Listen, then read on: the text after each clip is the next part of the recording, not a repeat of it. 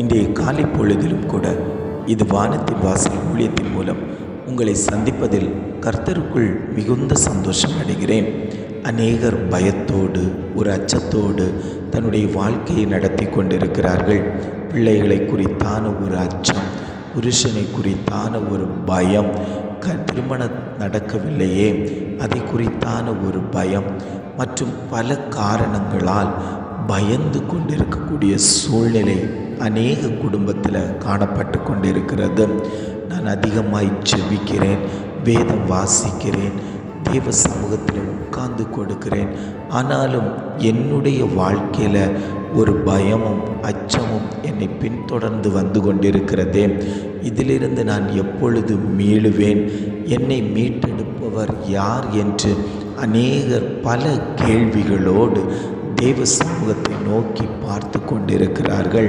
ஆண்டவர் சொல்லுகிறார், உங்களுடைய பயத்தையும் அச்சத்தையும் நான் நீக்குவேன் என்று ஆவியானவர் இன்றைய காலை பொழுதில் ஒவ்வொரு குடும்பங்களையும் பார்த்து அவர் வாக்கு கொடுத்து கொண்டிருக்கிறார்.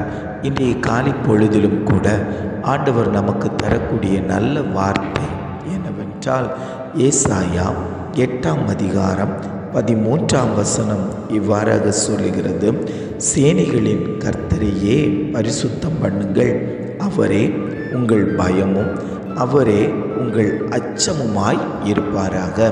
வசனம் இவ்வாறாக சொல்லுகிறது, சேனைகளின் கர்த்தரையே பரிசுத்தம் பண்ணுங்கள், அவரே உங்கள் பயமும் அவரே உங்கள் அச்சமுமாய் இருப்பாராக.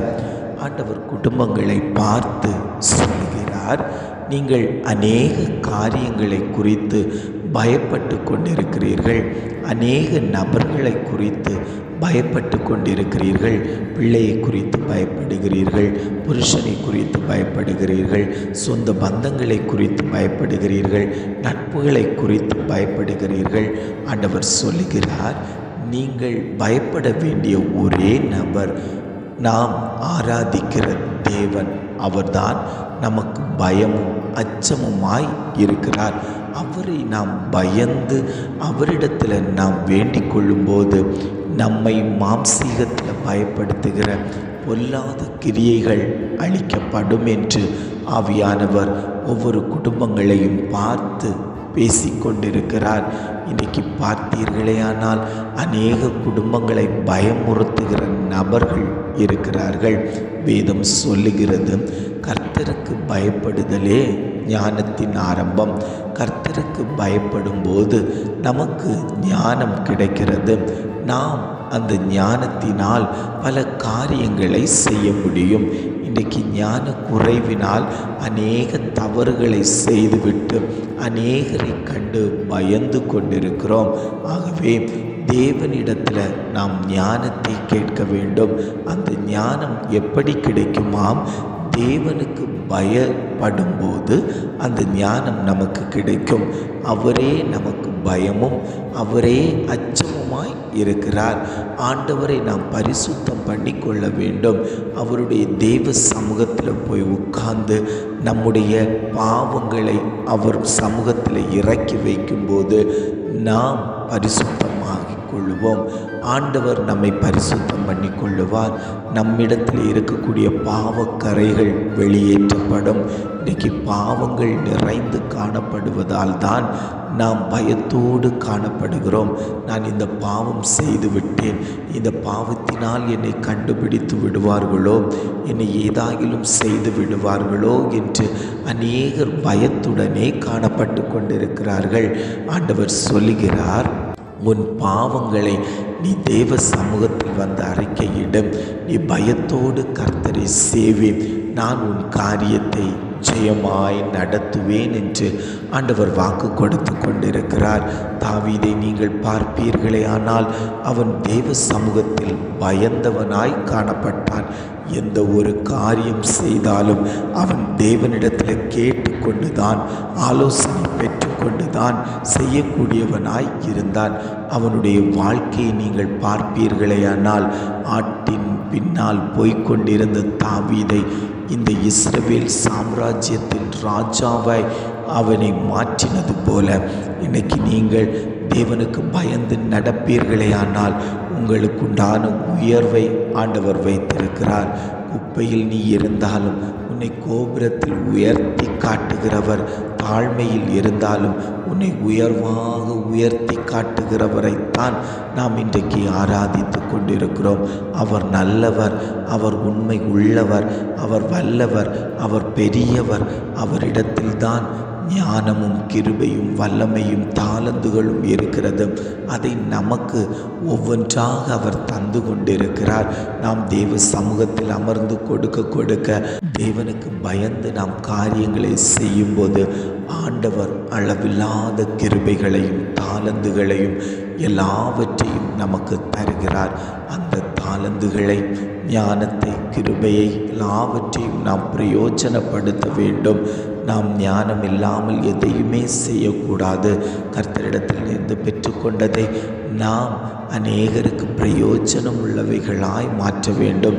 தேவன் என்னோடு கூட இருக்கிறார், என்னுடைய காரியங்களை அவர் நடத்துகிறார், எனக்காக அவர் எல்லாவற்றையும் செய்து முடிப்பார் என்று சொல்லி நாம் தேவனை மகிமைப்படுத்துகிறவர்களாகத்தான் இருக்க வேண்டுமே தவிர தேவனை தூஷிக்கிறவர்களாகவோ, தேவனிடத்தில் இருந்து பெற்ற நன்மையை சொல்லி தேவனை மகிமைப்படுத்தாமல் வேறு வழியாய் போகிறவர்களாகவோ நாம் இருக்கக்கூடாது.